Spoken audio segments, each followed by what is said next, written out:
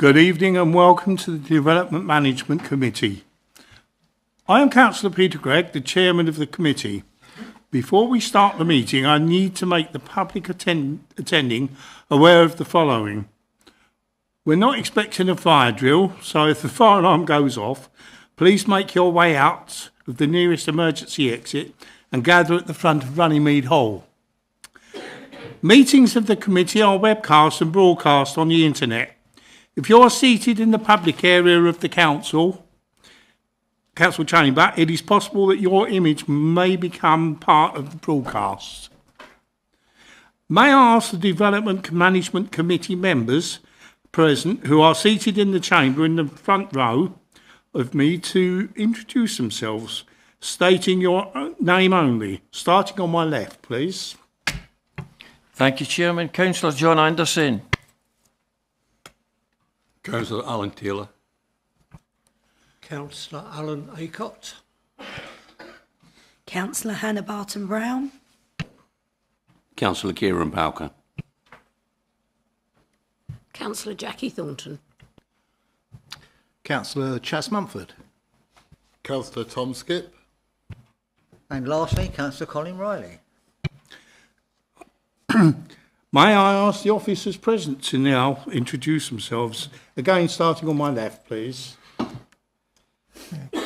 Keith Zammit, Planning Officer. Stephen Garner, Planning Manager. Cheryl Salmon, Committee Officer. Jason Bishop, Legal Advisor to the Committee. And now may I ask the members of the Canvey Island Town Council representatives to introduce themselves, please. Yeah, Steve States. Thank you. And any other members? The other members are here, so councillors. Oh, okay. Would the other members of the like to introduce yourselves, please? Councillor Clive Walt, member for St George's Ward. Councillor Sue Mumford, member for St George's Ward. Councillor Simon Hart. Thank you. Now, the first item on the agenda is item 1, apologies. Are there any apologies for absence? I have not received any apologies, Chairman. I believe we are a full house this evening. Thank you. Are there any members' interests at all? I see no members' interests. Are the minutes for the Development Management Committee meeting held on the 10th of January 2023 agreed? Thank you.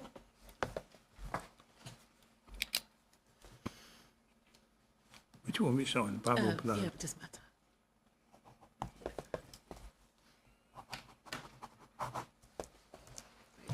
Thank you.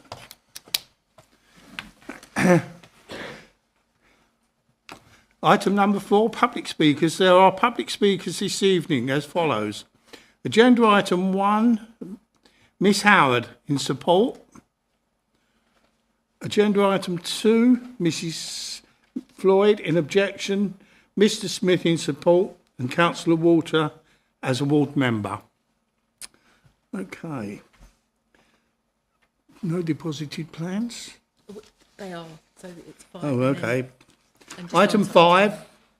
Item 1, land adjacent to Wooden Park, Western Esplanade, Canvey Island, which is Canvey Island South Ward. I will now hand over to the Planning Officer to present this item, following the Planning Officer's presentation. Thank you, Chairman. Right. So, land adjacent to the Wooden Park.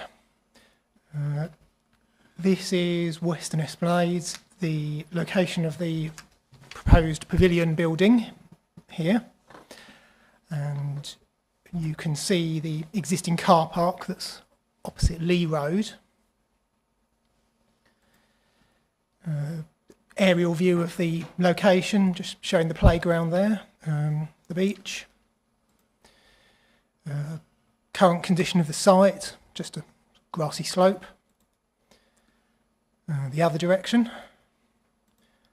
That's a existing car park, a little area that's used for overflow parking. And that's some of the residential development fronting Thorny Bay Road, Western Esplanade. So this proposal, it's a full planning application. So that means that all planning considerations are on the table, effectively. And it's council-owned land, so that's the reason for it being here at committee. Right,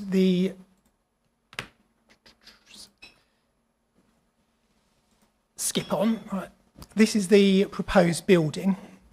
Now, it's a revised application, follows on from a 2019 approval, which members might recall. The location I'll show slightly closer up. So Western Esplanade is here. That's the existing car park. Oh. Thank you. Yeah, a bit easier for you to see. So the council is the applicant. So it's looking to erect a building to contain retail premises and some publicly accessible toilets for the area. Now, if you imagine, you can see these few doors along here. That's the publicly accessible toilets, which people would be able to gain access to without using the retail premises. That's something which I think perhaps might be a bit lacking in the area at the moment, toilet facilities.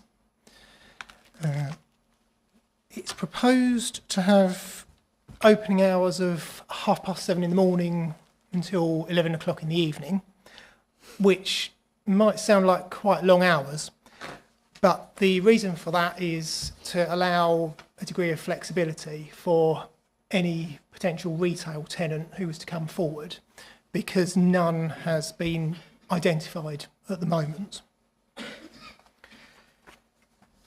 So the pavilion building is part of the scheme. I'll show you a floor plan. Now this is quite a busy floor plan, I would say, because it's got quite a lot of lines on, but hopefully you can appreciate the seawall is here.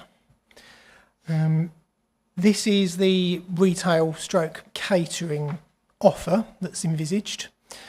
We've got a few lavatories here which can be accessed from outside. There's a little sort of outdoor deck area which is at the same floor level as indoors, which is looking over the car park and the grassed area. Now, talking of car parking, the council would also like to expand the existing car parking facilities in the area. So this central portion is the current parking offer. This area is currently used as overflow parking, but it's just parking on the grass. It has no sort of formal surface. This proposal is seeking to upgrade that by making like a reinforced grass surface. You could see that the grass had been worn away. So, you know, we're hoping that by reinforcing the grass, that will provide a bit of a more stable surface for parking on. And further extension of the car park in a northwesterly direction is also proposed. The total increase in parking will be 44 car parking spaces. So we're hoping that will make the seafront visitor offer a bit more attractive for people by providing better parking. These would have natural drainage, either in terms of just being reinforced grass, or in the case of this car parking extension, by having their water directed at an attenuated discharge rate to the existing surface water drainage infrastructure in the area. So we're confident that surface water runoff in the area wouldn't be affected by this. So just to sort of briefly conclude, council hasn't got an up-to-date local plan. So in these circumstances, the National Planning Policy Framework says we should be granting permission unless we've got adverse impacts we identify which severely outweigh those advantages. In this instance, officers can't identify any adverse impacts the proposal would bring about. So that's why the recommendation that's being put forward is one of approval. Thank you, Chairman. Thank you very much. Ms Howard, would you like to make your statement, please?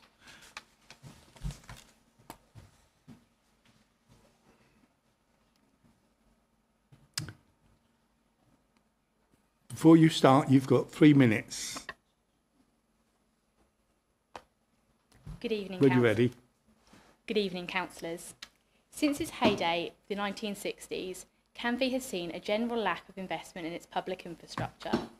Canvey Seafront requires a step change in the quality of its visitor offering to meet the needs of the local community, encourage more visitors and to support the continued prosperity of the area.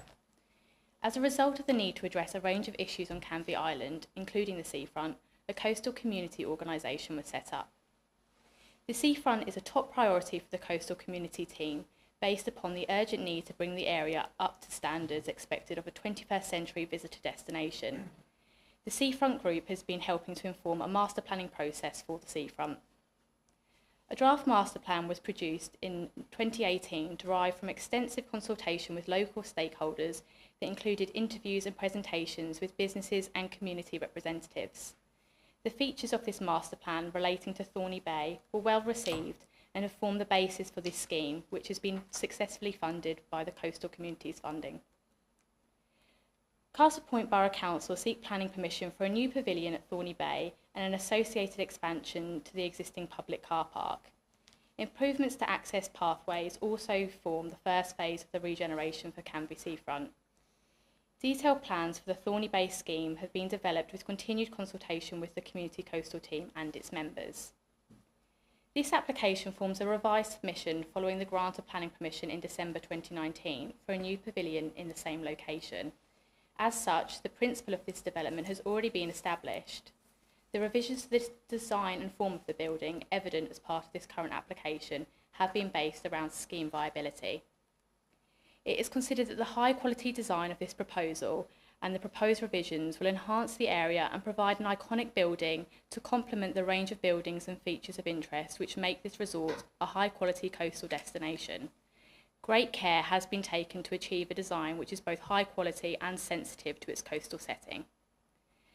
The proposal in this instance seeks to create an iconic building along the seafront, acting as a focal point for Thorney Bay and a catalyst to help bring more visitors to this part of Canvey Island. The proposal is considered to mark the starting point in regenerating this part of the coastline. It is therefore requested that the application is approved in accordance with the officer recommendation. Many thanks for your time. Thank you very much. As this application is on Canvey Island, would the Canvey Island Town Council representatives like to say anything? Yeah, we naturally never had a meeting on it, so we made a decision. But I'd like to say I think it's a good thing for Canvey. Thank you. All right, thank you. Before I move the recommendation, do members have any questions for the planning officer about the planning application? Please note, this is a member's opportunity to seek clarification from the planning officer on any matters they are unclear of regarding the application. Members should refrain from making statements about their views on the proposal, and these should only be expressed in the debate section of the meeting. Okay. Kieran, please. Councillor Bowker. Thank you, Chair. Just seeking a little bit of clarification. Obviously, this is a newly designed building, as opposed to the old design that was approved in 2019. Just regarding flood risk, it's reasonably about the development's been designed to provide refuge as a sort of secondary usage in the case of a flood event. And given that refuge is identified as a fallback measure, it's important to know that the building, or to understand that the building is structurally resilient to withstand the pressures and forces, hydrostatic, hydrodynamic pressures associated. So the question is, what supporting information and calculations have you been submitted to you? Certainly that the buildings will be constructed to withhold these pressures in a flood event. Yeah, please. Thank you. The flood strategy for this building is that it wouldn't be occupied. The flood response plan that we've got says that if a flood warning is issued, then the retail establishment proprietor won't open the retail outlet, or if it's already open, they'll close it. So rather than the building being a place where people would gather, we would envisage it not being occupied. So whilst it's a valid point, it's not strictly relevant to this case. In terms again of the sorry. sorry, just a short second question. In terms of the building itself, has this been included separately in the evacuation plan in the event of a flood event? Has it been assessed for that as well? Do you mean have we had a flood response plan submitted to us with the application? That includes, yes. Yes, the applicant provided one, and it was a fairly straightforward one, which was that, you know, if anyone's here, we'll send them home, and we won't open if there's a flood warning. And flood warnings are delivered a long way in advance, so there wouldn't be anyone in attendance. Thank you. Councillor Thornton, please. Can I ask, the previous application, is that still live, or has that now expired? Please carry on. Thank you. It's just expired. It was December 2019, and it was for 3 years. And on the previous one, I seem to remember that it included a change in spaces, disabled toilets. This doesn't, I haven't seen mention of it in this. Has that been removed? That's right. There's no change in places toilet included. I'm just showing a picture of the previous one, just as a memory jogger. Yeah, the previous scheme, it did show a floor plan with change in places toilet. Although I looked up about changing places toilets online, and it wasn't an official change in places toilet because the floor area was insufficient. I think changing places toilet had to be about 12 square metres, and this one was like a triangular room, so it couldn't have been a proper change in places toilet anyway. So yeah, hope that clarifies. Sorry. So the temporary toilets that we've now got for the disabled, they're going to stay, are they? Because they were an interim until this was built. I'm not sure. Perhaps could someone just remind me where those are? Temporary toilets? No, they've still got there is a disabled toilet. No, still there then. Yeah. There is a disabled toilet being proposed to be provided as part of this scheme on the floor plan. I know about the temporary toilets. They're not directly on this site. Whether they're being retained after the fact, I don't know. I guess that's down to, I believe, probably Trudy and Ryan. Okay. Yeah, Councillor Mumford, please. Thank you, Chairman. Back on the actual operational functionality of the building, can you just go back to the internal display? So I presume that's the catering side there. So we've got 1, 2, 3, 4, 5, so 6, 7, 8. What's that? 10 spaces, 10 covers. I think that would be indicative number of covers potentially, yeah. An individual catering proprietor or retail proprietor, if this was approved, would no doubt have their own ideas about how they want to set the unit out. So for the volume of the building, taking aside all the toilets and the kitchen area, the actual public space, that's the public space within that, proposed within that building. It doesn't look very viable to me commercially to operate, and I just wonder why it's changed from the previous plans when we had a lot more covers, and that was very much part and parcel of the previous plan, previous building, to make it a much more, a larger facility for people. That looks very small to me. Can you explain? Well, I'm not experienced in the management of retail or catering establishments, but I think Rebecca Howard explained to us that the scheme has changed due to financial viability, which I take to be to do with construction. She's nodding. So, yeah, the actual viability of a unit itself, we don't tend to ask from a planning perspective whether something's viable in terms of floor space for a shop or a cafe. It's just not something we look at. Councillor Skip, please. Yeah, thank you, Chairman. Through you, Chairman, I'd like to ask the officer about the one item that's slightly negative on the agenda, and it says the proposed building design shows a void beneath it could become a focus for antisocial behaviour, but because of the fencing that's going to be out there, that would alleviate that problem. Can you tell me if the fencing is going to, if you think the fencing will be sufficient to avoid this becoming an issue? So it doesn't really say how high the fencing is going to be in the report. Yep. Thanks very much. Yes, the area under the building has sticks due to it being on a slope.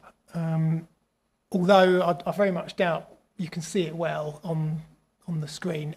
It says like perforated metal fencing. So although you could see into the area, there's no access. If the fencing was to, like if this was approved and it was built and the fencing became damaged or something, then that would be a maintenance issue for the council.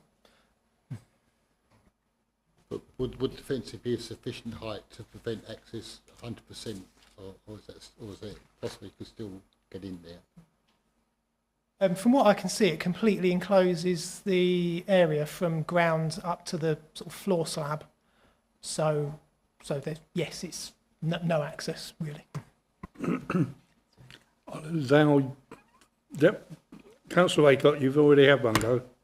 Councillor Aycott, please. Thank you, Chairman. Can I just check with the officer that you said the grass car parks are going to have some form of matting on them? Does that include the existing grass car park, or just the two new car parks which are being proposed? Thank you, Mr. Chairman. Okay. Thanks. Right, this from here to here is what's there now, which is tarmac. This part here, that is where cars currently park on the, when the barrier is opened, you know, when it's dry enough, cars just park on the grass, no marked out bays or anything. This proposal seeks to upgrade that area into like a reinforced grass surface. So the grass wouldn't get worn away so much. It could potentially be used for a bit longer of the year, perhaps. So yeah, that is existing parking, if you like, but being formalised. And then it's over the other end. That's the bit that would be a brand new tarmac car park, but it's being phased. So the applicant, which is the council, accepted a condition that they provide this car parking before the thing opens. And then this is a future project. But looking at the numbers, it only needs like 16 parking spaces in our parking standards, and just this early phase provides more than 20 spaces. So from day one, it's got enough parking, and then like more will come along in due course. Councillor Thornton, I'll allow you one more question. Can you tell me, is there any planting schemes that are incorporated in the car parking or the surrounding area for screening, or just... Well, the trees are existing, nothing specific to this proposal, no. But the area's sort of surrounded, although it doesn't look green on the plan, it's sort of already grassed, so we wouldn't really ask for anything sort of additional. Yeah, thank you, Chairman.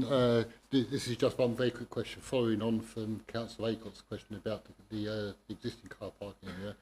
Will that grass area, will that be a permeable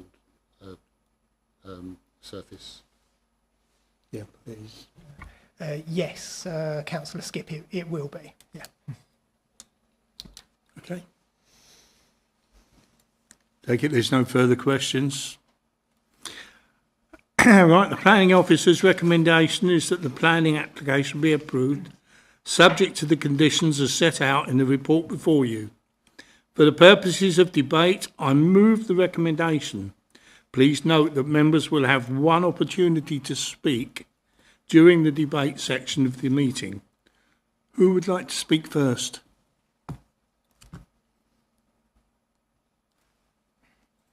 Councillor Anderson. Thank you, Chairman. Very, very simple statement. This is a terrific thing for Canvey Island. The council's going to be looking after it. Unfortunately, it never happened 2 years ago for different reasons. It's going to happen now. Car parking's going to be down there. The seafront is always very busy in the summer. Great thing for Canvey. Let's have it built as soon as possible, please. Thank you, Councillor Anderson. Does anybody else? Councillor Aycock? Thank you, Chairman. Yeah, I completely agree with Councillor Anderson. This is kind of well overdue. And the other thing is that the car parking, extra car parking, is going to be a good asset to the area. Because at the moment, some of the side roads off the main road are people have to park in them, and they also park on the grass verges in Thorney Bay Road. So again, no, that will be prevented. Thank you, Chairman. Thank you. Councillor Mumford, please. Yeah, thank you, Chairman. I must say, having been involved with the previous application and voted for the original one in 2019, and the design, which was very much to be in sympathy with the Labworth, which was designed, I think, by Arup. So there's a continuity there. This, I think, commercially, is going to be potentially a white elephant. If we only have 10 covers in there, that's a serious consideration. The design of it, I think, it's been designed to a budget by the look of it. I was really enthusiastic about the first design. I thought that was absolutely appropriate. But this, I'm afraid, I think it's, as somebody once said, it's a carbuncle on the face of an old friend, and I really can't support it, I'm afraid. Thank you. Thank you, Councillor Mumford. I'm sorry, Councillor Anderson, you've had a say. Okay.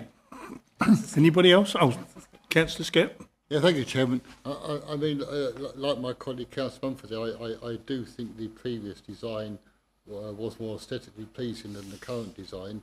I'm not qualified to say whether it's more viable or not. I don't think I have the expertise to comment on that. But certainly, I think the original design was more aesthetically pleasing than the new design. Having said that, we can only consider the plans in front of us now, and obviously this is a facility that's needed for Castle Point. This is the seafront is a jewel in the crown for Castle Point Borough Council. Therefore, despite our reservations, I will be supporting this time. Councillor Thornton, please. Yes, the previous application was supported, and as Councillor Anderson said, it's a needed thing for the community down there. It's disappointing that things have been cut back in this application. I understand it couldn't go ahead due to COVID and the timing, but it is disappointing that we have lost certain things like the potential for some change in places, toilets. The scale seems to have come down, and with only 10 covers, I'm not sure whether it is viable, but it does have my support. We do need, I don't know why the previous application was allowed to run out, but yeah, we definitely need something down there and we need to move quickly with it. Thank you very much. Okay. Members, the motion before you is for approval. May I have a show of hands, please, for this motion? Show of hands, please. For approval, okay. 1, 2, 3, 4, 5, 6, 7, 8, 9, Chairman. Okay. Those against the motion? That's 1. And I take it there's no abstentions? No abstentions. The application is approved. Thank you. Item number 2, 49 Church Road, Thundersley, Benfleet, St George's Ward. I will now hand over to the planning officer to present this item. Please. Thank you very much, Chairman. Right, we've got a site on the corner of Seymour Avenue and Church Road, currently containing a semi-detached property. This is a full planning application, so anything that's a planning consideration is potentially up for discussion. Right, the property is here. It's got quite a big hard surfaced frontage and also to the side. A couple of points of vehicular access onto Church Road and Seymour Avenue because it's got a garage at the rear. That's the hard surface frontage with the existing access to Church Road. That's from the corner. And that's the property's existing gates, and behind there's a garage it's got off Seymour Avenue. So this proposal is to extend and convert the property into two bed flats and one bed flat. That's the existing site layout, which I appreciate is a bit difficult to see because of all the spot heights, but this shows the rear and side extensions that are proposed to enlarge the building and form the three dwellings. The floor plan's perhaps a little bit easier to see. That's the existing property with its lounge, kitchen, diner downstairs, 3 bedrooms upstairs. The ground floor would be one flat in the existing house, one flat in the new extension, and then first floor would be one flat taking up the whole first floor. Right, top row is the proposed elevations, bottom row is existing, so that shows you it's sort of pretty much doubling the size of the property. Again, from the rear you can sort of see there's sort of some stairs coming down to provide access to the garden for the upstairs flat. And that again, that's sort of like the wider street scene architect's drawing, and the top row is with the proposal, bottom row is without. So I'll just flick back to site layout. Just to show you the proposals for parking and access, which I think will be, given the level of objections we've had, is probably going to be subject to some discussion. There's one parking space proposed for each flat and one visitor parking space. So 4 spaces altogether. So 2 parking spaces, flat 1 and flat 2, using the existing drop curb, slightly modified to Church Road. Parking space for flat 3 and the visitor parking space, access from Seymour Avenue, utilising again the existing access but with a widening. And we had a lot of comments come in about things like traffic hazards at the junction. So let's just sort of go back to here perhaps. It is a busy junction. I have been and looked at it, and yeah, even outside of the peak hours, yes, it is quite well used, and it's not sort of really helped by the fact that there's a lot of parked cars in Seymour Avenue. So again, that's something that we'll be looking at, although of course the vehicular accesses are existing.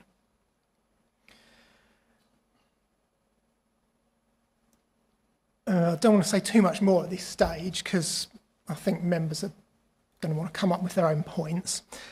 But I think what I'll do is just briefly conclude. So we're in an urban area, suburban area, and it's an application for the provision of housing. So government guidance is we don't have an up-to-date local plan with a 5-year housing supply. And the council's supposed to be granting planning permission unless it can evidence significant harm that's going to come about. Now, there is only one parking space per flat, which, in terms of the two-bedroom flats, that is a technical shortfall against car parking standards, something planning officers acknowledge. But when we're weighing these things up in the balance, a good deal of weight has to be put on the need for housing. And also, a minor benefit would be economic boosts to tradesmen in the area and that kind of thing while it's being built.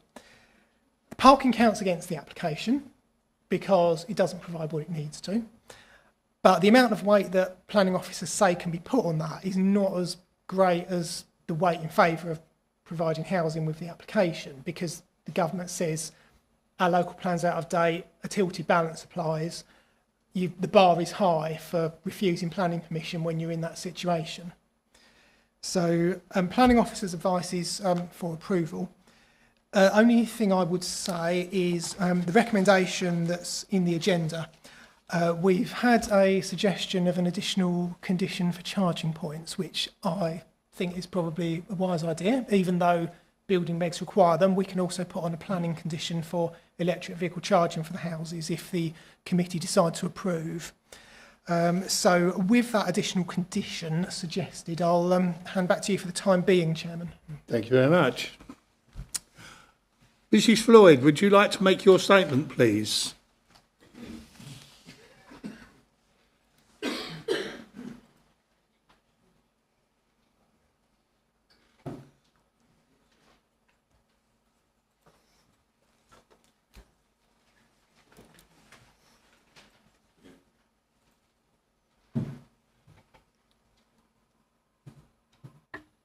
Thank Hello. you. You have Hello. 3 minutes. Thank you. Good evening. Thank you for giving me this opportunity to address the development.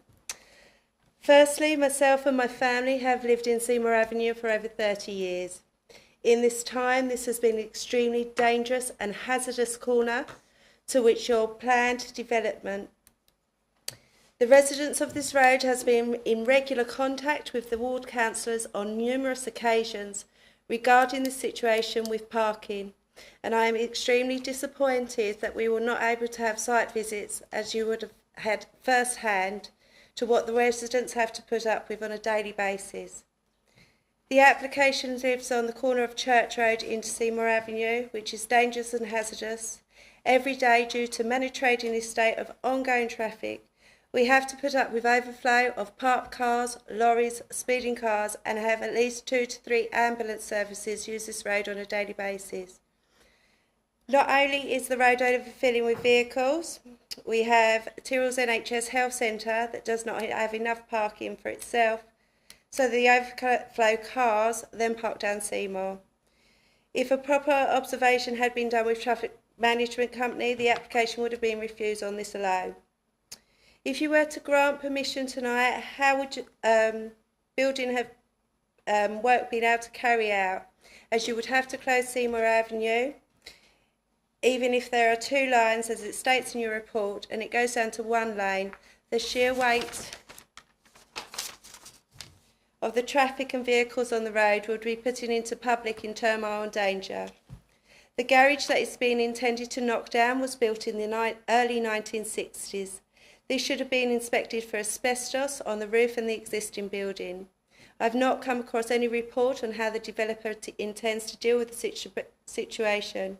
Being so close to my house and others, it would affect my family and my children, and would have to take action if any part of asbestos was to come in contact with my house or my family.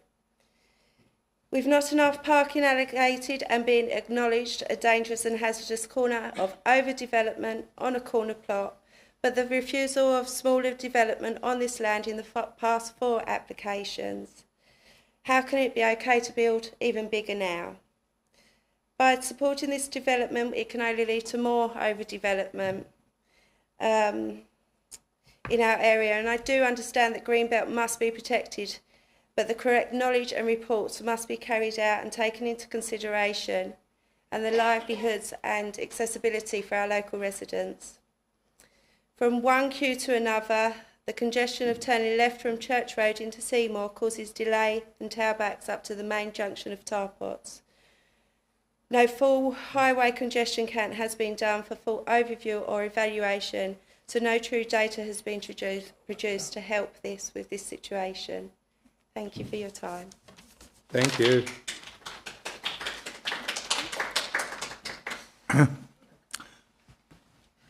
Mr. Smith, would you like to make your statement now, please?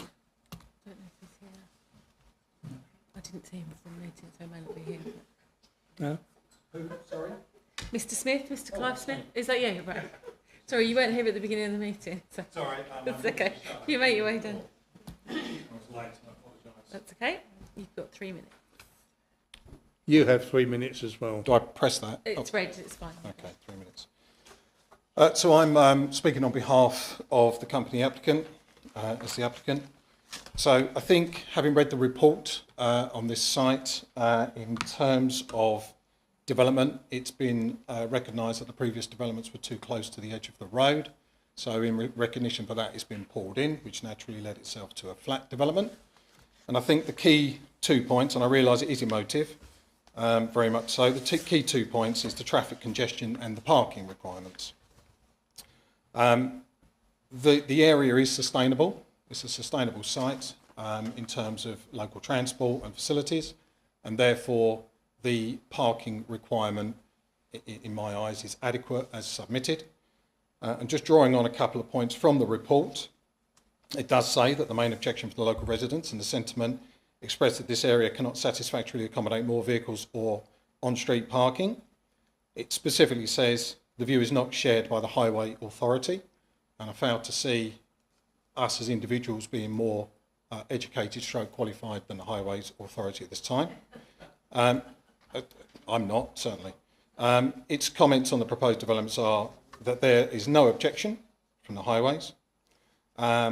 It's been mentioned that, in fact, refusal based on the insufficient parking or harm of highway safety would not only likely be overturned on appeal, there is also a strong possibility on the award of costs to favour of the applicant and against the council, as the council would be unable, and that is the words of the report, to substantiate its reason for refusing the planning. It would be disappointing by the committee to refuse this and incur cost and time and delay to prove the point through a survey as a sustainable site.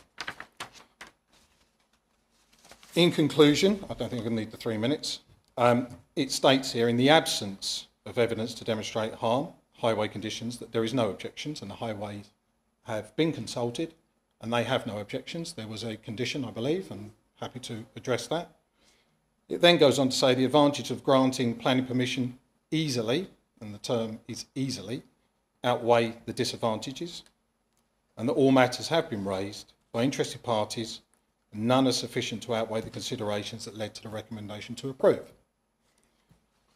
So I think any basis for refusal should be robust and open to challenge, and robust enough for challenge.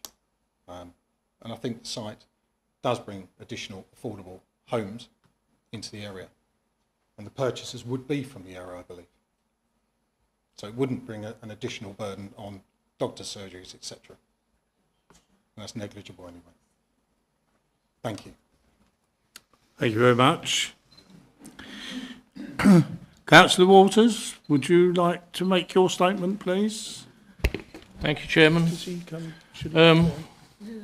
I'm objecting on the basis of the cramped development, insufficient parking, close to a hazardous road junction, overlooking properties nearby properties, and lack of sewage capacity. Let me elaborate. This morning, a resident called me to a particularly nasty car accident where a lady had been cut from her vehicle and taken to hospital.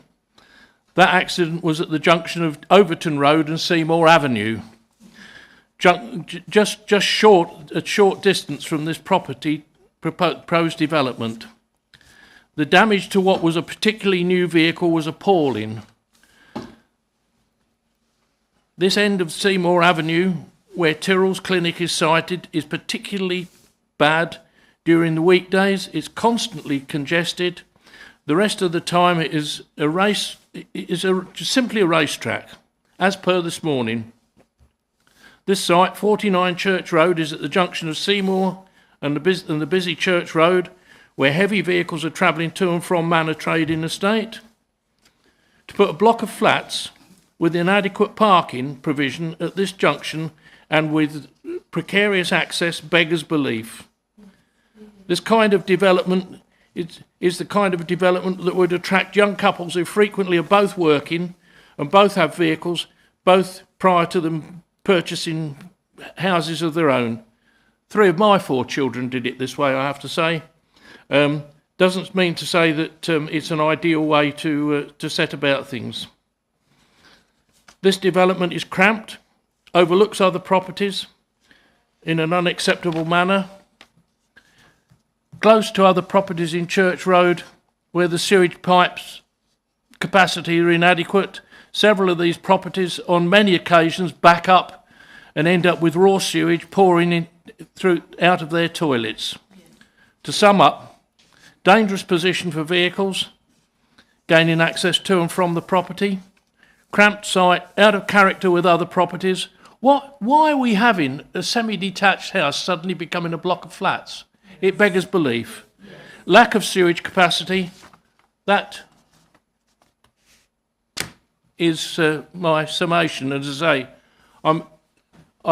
I really hope that the lady that was injured this morning is recovering nicely, but her car is simply a write-off, and quite honestly, the number of times that this has been nearly avoided when these 2 turn-ins on this particular end of Seymour Avenue at Tyrrell's is abysmal. It really, in my 15 years of being a councillor, I don't think there's any issue that keeps constantly coming up more often than this. Thank you.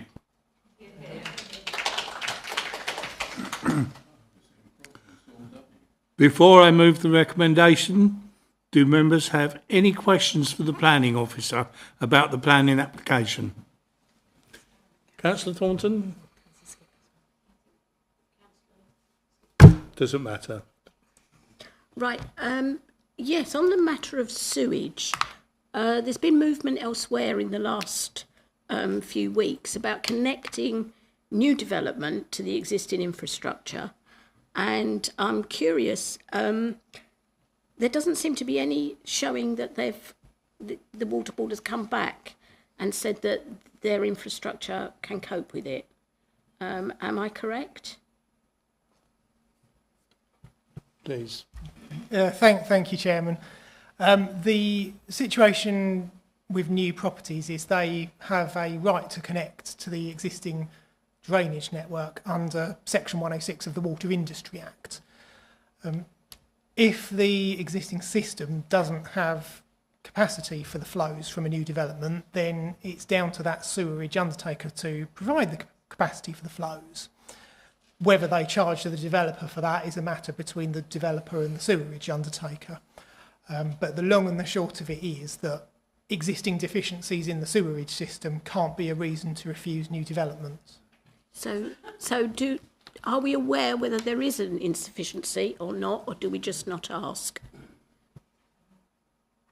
We don't tend to ask, no. The developer would be, if it was approved, the developer would be allowed to connect to the sewerage network, and the sewerage undertaker would have to provide capacity for their flows if it didn't exist already. Councillor Skip, please. Thank you, Chairman. I'd like to ask the officer to yourself, if I may. You mentioned this is deficient in parking spaces. How many spaces is this deficient by? And my second question is, can you show me on the plans or somewhere in the photographs the position of the balcony in relation to the existing properties, please? Thank you, Councillor Skip. Right. We'll do the balcony first.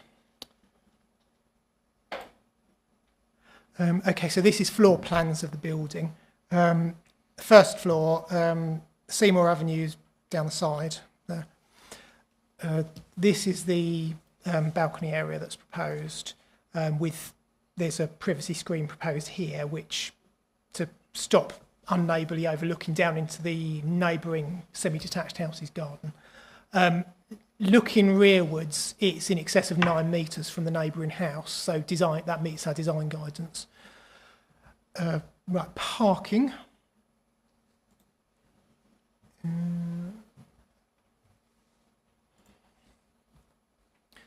So the parking is, right, flat 1, flat 2, flat 3 and the visitor space.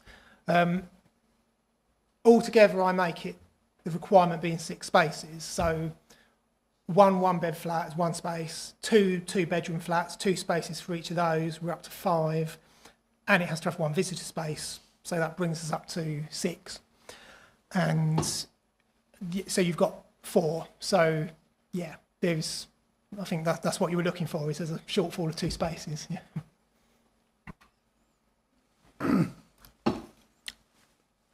Councillor Burr. When you talk about internal space and more internal space is desirable, is this in terms of storage or actual living space?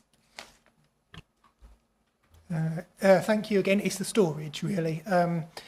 The flats, although they meet our gross internal area requirements, it's well, I'm sure you probably heard new flat dwellers complaining there's no storage.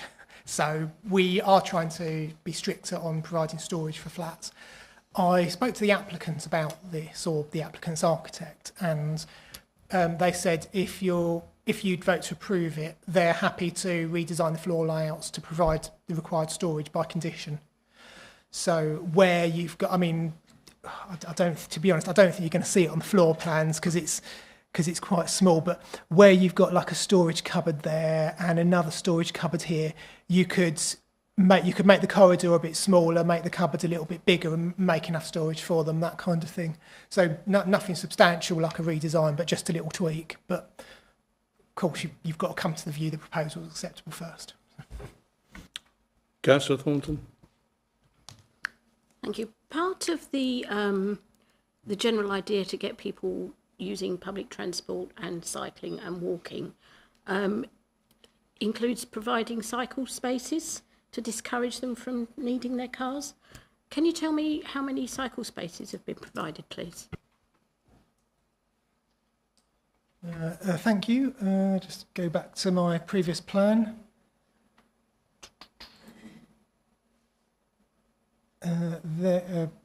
We've got a cycle storage facility shown there. I wasn't sure whether that would be entirely suitable, if I'm honest. I think because the flats have actually each got their own garden, it's probably difficult to appreciate, but it's actually divided up into 3. They could probably do something in their own garden that would be a bit better than having to squeeze past the bins. So I think we'd perhaps look to do something a bit different anyway if we were approving the proposal. Just because I think providing cycle storage there, it's perhaps not the best location. People might not want to leave their bike there. They probably try and keep it in their own flat, and that's not really ideal. So I think we could perhaps look at cycle storage a bit more if we needed to. Councillor Riley, please. Thank you, Chairman. So you really following on from Councillor Skipp's question, you know, first of all, the privacy screen, what sort of height is that going to be? The second question is, although the applicant stated about the highways, Essex highways don't object to this, you know, I mean, surely these additional vehicles moving it backwards and forwards onto the highway are going to cause some more difficulties. Surely this should be made a consideration, and I don't see how the current parking should be then changed into these additional spaces, considering as well we're going to be 2 spaces short, you know. So I mean, how do we as a council, you know, not go back to the Essex highways and say you can't keep nodding these through, guys, you know. There's going to be more vehicles coming on and off to these 2 major roads, and I think that consideration has not been met with the approval that's being suggested. Thank you, Chairman. Oh, sorry. Thank you. The screen height would be 1.7 metres, that's where if it's internal and there's a window, we say no opening parts below 1.7 metres in obscure glaze. So that ties in with that. I think the second point is more a discussion point than a question. So perhaps the committee are going to come on to that. Okay. Yeah. Councillor Mumford. Thank you, Chairman. just also concerned again about the overlooking at 47 Church Road. I know it says here, provided that this is in the screen, provided that this is installed and retained, there would not be undue overlooking caused at 47 Church Road. That sort of hints that, you know, it would be installed but might not be retained. It can come down at some stage. I think this site is very, very cramped, and I think there will be overlooking, and I think that's a big concern for me personally for number 47. Can you enlighten me on that one? So what's your question? Well, my question is that appropriate? Because I think from what I've read here, it looks like there is overlooking accepted for number 47. And I think you're saying it's going to be screened and there's a screen height. But looking at the drawing, that looks to me like that's a real opportunity for overlooking. And I don't think, personally, that's acceptable. Okay, well, the officer advises provided a screen is installed along that part of the balcony and the stairs, they wouldn't be overlooking. But I think that's sort of more a point for discussion, perhaps. Chairman, if committee are going to come on to discuss that kind of thing. Yeah. Are there any further questions? Councillor Taylor. Is this a brownfield site? Well, it's a suburban site, certainly. Yes or no? Yeah. I don't know. We is it a greenfield site? Is it a brownfield site? Or is it? It's got to be one of them. Yeah, it's not really one or the other, is it? We were talking about this a bit earlier. You want to give Tony? Typically, a brownfield site might be something that's more described as maybe something that we will typically think of as an industrial site where maybe there used to be warehouses and things like this. This falls more into, it's definitely not greenfield land or greenbelt. It's in the suburban area, and it currently forms part of the residential curtilage of that dwelling. It's currently partially hard surfaced. It's got a garage on it. It's not something that falls neatly into the brownfield categorisation or anything else. It's a parcel of land that's part of the current residential area. Are there any further questions? Okay. The planning officer's recommendation is that the application be approved, subject to the conditions as set out in the report. As amended in the report. For the purposes of debate, I move the recommendation. Who would like to speak first? Councillor Skip. Yeah, thank you, Chairman. Okay. Now, a couple of points here. Generally, this is the type of area I will be supportive of a development, because it's the type of place we need to put development to protect our valuable green belt. However, you have said in your report that there are lots of cars parking the highway already, and this potentially again is deficient of 2 parking spaces, which is going to add to that. There's a lot of parking. We have the Tills centre there, which attracts a lot of parking because the car parking generally overflows out onto the main highway as well. So that is one issue why I would find it difficult to support this application. Could you speak in the mic, please? Yeah, sorry. That is one reason why I would find it difficult to support this application. The second reason is that the balcony there, although with the screen of 1.7 metres, still potentially people could lean up against that screening and overlook the other properties nearby. So I think that is also an issue for me. So it's the deficiency of the parking and the overlooking of other properties that I would find difficult to support this application. Thank you. Thank you very much, Councillor Skip. Anybody else wish to say anything? Councillor Thornton. We do need to find previously developed or brownfield developments. However, it's not to the detriment of what are already accepted parking standards, or to the detriment of the neighbours. You've got to look at these things and take everything into consideration. And that being said, we're finding ourselves here again on a parking issue, We know every time we discuss the previous ones that they've caused havoc before. I don't think I can support it. Thank you. Councillor Mumford, please. Thank you, Chairman. Well, again, I would just like to reiterate the parking is an issue, and it continues to be an issue within our borough. We do appreciate we are looking to build homes. We're behind on our target for building homes for residents and people. However, we cannot surely continue to be taking the minimum standards and applying them to developments. It's got to stop, and I think we've got to make a stand now. Thank you. Councillor Barton-Brown. The issue you've got here is the council have set a precedent building 300 plus flats with less parking spaces, than is recommended on the MPF. So we are opening ourselves up here to, if we refuse applications, people appealing them and taxpayers' money being spent in fighting these battles. We've made our bed as far as parking goes. Unfortunately, we're now lying in it. We live in an area that unfortunately is very built up. A lot of houses have a lot of cars. It's not just flats. There's 3-bedroom properties where 5 people might have cars. You can't start saying to your neighbours, you can't park here, you can't park there. I completely agree. Our roads are crammed. Parking is an issue, but this isn't going to go away. And because we've already set that precedent with previous committees and previous administrations approving building, we are where we are, I'm afraid. Thank you very much. Councillor Riley. Yeah, thank you, Chairman. Just really to add to the comments already been made about the parking.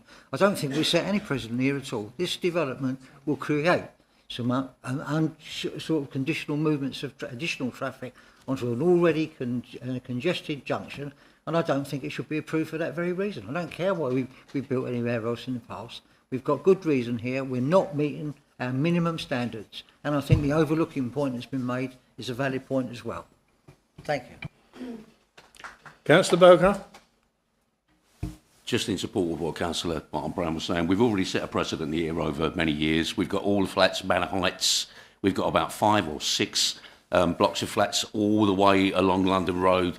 Dare I mention, over at Solby Wood, we've got 4 and 5 bedroom houses with 2 parking spaces. So I've got to just basically say I concede that we've already made our bed. Precedent has been set over many years.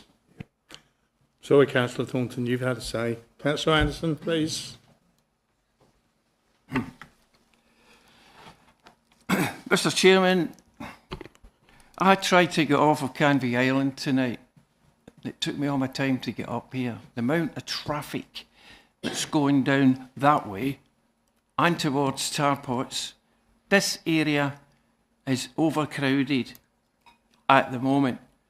But the government are saying we want to put even more houses. And the forward plan is they've been asked for thousands and thousands more houses coming in here. And the councillors don't agree with it. We don't agree with it. I'm listening to what's been said for the other side. And it's causing problems. It's causing parking problems. The environment that it's causing, it's not a good environment. It's not a good environment for our young people. But if we turn this down, the applicant will go to government, they'll get the government inspector, he'll look at it and he'll pass it. He'll say, yes, it should be built, and costs will come back to Castle Point, and it'll come out of the taxpayers' money. And that's what's going to happen. I've said in this chamber for years and years, the housing should be built to the north of Essex. New towns. We want new towns. We don't want it all squashed into Benfleet and Hadley and Canvey Island. We don't want that. The residents don't want it. Government needs to look at new towns. And this is very, very difficult application that we're looking at. Very difficult. Thank you. Thank you very much, Councillor Anderson. You want to come back on that one? Okay. If I may, thank you, Chairman. On parking, I think all I would say is parking is a problem of the modern age. 30 years ago, it was quite common for each household just to have one car. Today, it's quite normal for both partners to have a car and for there potentially to be a couple of grown-up children living at home, each running a car. So you've gone from perhaps 1 to 4 cars per household. So the parking is already there. Yes, it's a problem, but I don't see how this development is going to add to it demonstrably that we would be able to say no. The government advises us from its planning policy perspective that parking is an inefficient use of land. So where a development provides some parking, we as officers wouldn't really be able to defend a refusal of planning permission on parking. But I think members ought to be made aware of that, Chairman. Anybody else wish to speak on this matter? You've already spoken once. Okay. Okay, members, for the motion before you is for approval. May I have a show of hands, please? Those for the motion. 1, 2, 3, 4, 5, 6. 6 for approval, Chairman. Those against? 1, 2, 3, 4 against. Thank you. That's everyone's. Yeah, could I have my vote recorded against that proposal? Of course. And Councillor Thornton as well, please. And Councillor Skipper, and all of them. Yeah, okay. The application is approved. Shame on you. You don't live there. Shame on you. That concludes the business for this meeting. Thank you for attending and good night. Have a safe journey home.